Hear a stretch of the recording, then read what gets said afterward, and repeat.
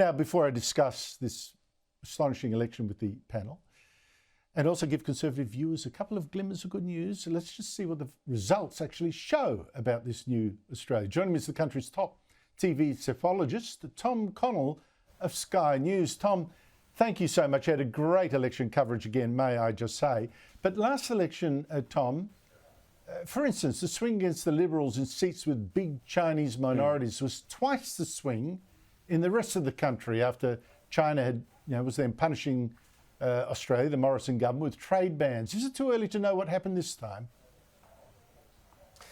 Not necessarily too early. We've got enough vote in, but I'd say it's a bit of a mixed result, if you like. So let's go, for example, to the seat of Bennelong, which has quite a high number of, obviously, Chinese Australians. We go to Bennelong, and this was seen as something initially very much in play.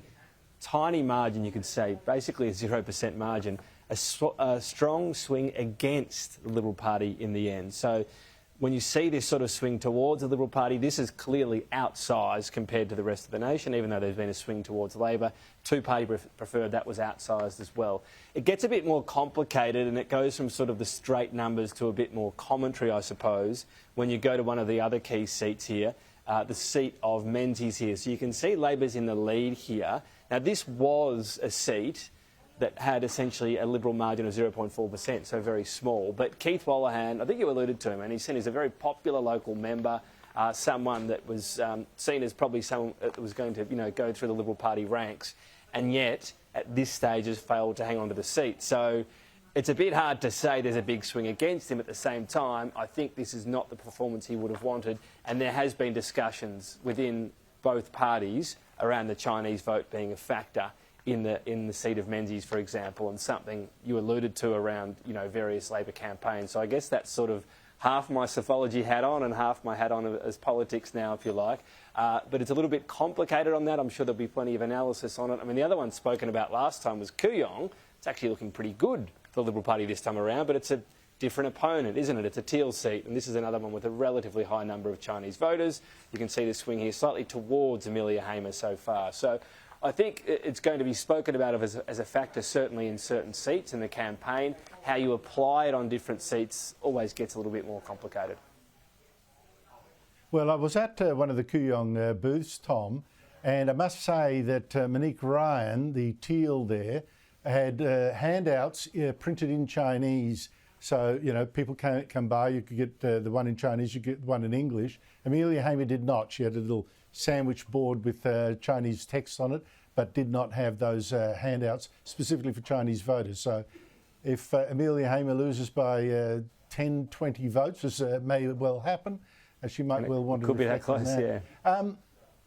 Yeah. I know. I've been getting some amazing. There's a real clawback from Amelia Hamer there on the postals, whatever. Labor got just 35% of the primary vote this time, very low, yet won nearly 60% of the seats in Parliament. So there's very shallow support for a huge return. Given that shallow support, though, how hard would it be for the Liberals to turn that around? One of the interesting things I've been looking at in this regard is the matrix, I guess, at the moment of what happens in terms of that preference flow. And this has been emerging slowly, but I'll give you a couple of examples of what I mean here. So let's have a look at the seat here of Griffith. This is a seat the Greens held on to. Have a look at the primaries here. So Labor got a boost to their primary, sure, but it's on 34%, just ahead of the Greens. How does this look in two-party preferred? Well, as you can see, it's 68% Labor. So why is that happening? Liberal Party preferences. They say we don't like the Greens and they preference along those lines. Their voters follow them and they help Labor get elected. So that's one side of the coin. When you go to the other side of the coin, let's go to the seat of Curtin here. And this obviously was a really tight race in the end. Again, let's look at the primary vote first of all. And you can see Liberal vote much higher than the Labor vote in the seat of Griffith, well above Kate Chaney. Labor at 14% is going to be the kingmaker, effectively. Greens help out, but Labor the kingmaker. What's happening in this seat? The Liberal Party's losing on 41%. So the way the preference flows happen right now in those various seats show that at the moment Labor is getting elected with Liberal preferences, and yet at the same time it's helping Liberals not get elected. Now, Will that shift? We're already seeing it, possibly in a couple of areas. Let's have a look at the seat, for example, of Bean. This one, I did hear a whisper at this, I must admit, Andrew, but you hear so many things late on, I thought, oh, I'll keep an eye on it and not get too excited. So have a look at this. Labor at 41%. Here's the Liberal Party as kingmaker with this independent. This is not yet flipped, but they are happy and willing to preference for an independent rather than a Green. This is going to be the bigger problem for Labor if we see this in more and more seats, and it is starting to emerge. We've seen it, of course, as well. There's another very close seat over there in Fremantle. A massive...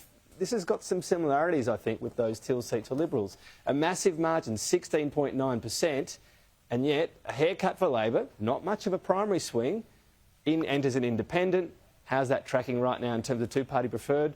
Labor's actually behind. Far too early to call them at two-party preferred, but you can see this beginning to shift.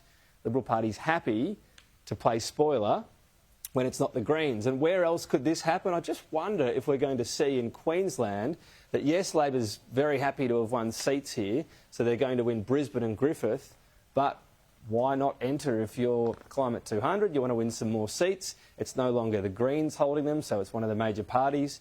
Will they enter this sort of territory? Because Labor's winning this seat. You can see right now, two-party preferred. They're winning the seat. Something's popped up there. But look at the primary here. This is hardly a commanding primary for the Labor Party at 32%. Again, this time with help from the Greens, they win the seat. But this could be now fertile territory for more independents, Climate Back 200 or others. So I just think it's interesting. That'll be an interesting one to watch. Even with Labor sweeping in, could independents play more of a spoiler role in the future? Tom Connell, thank you so much for your time.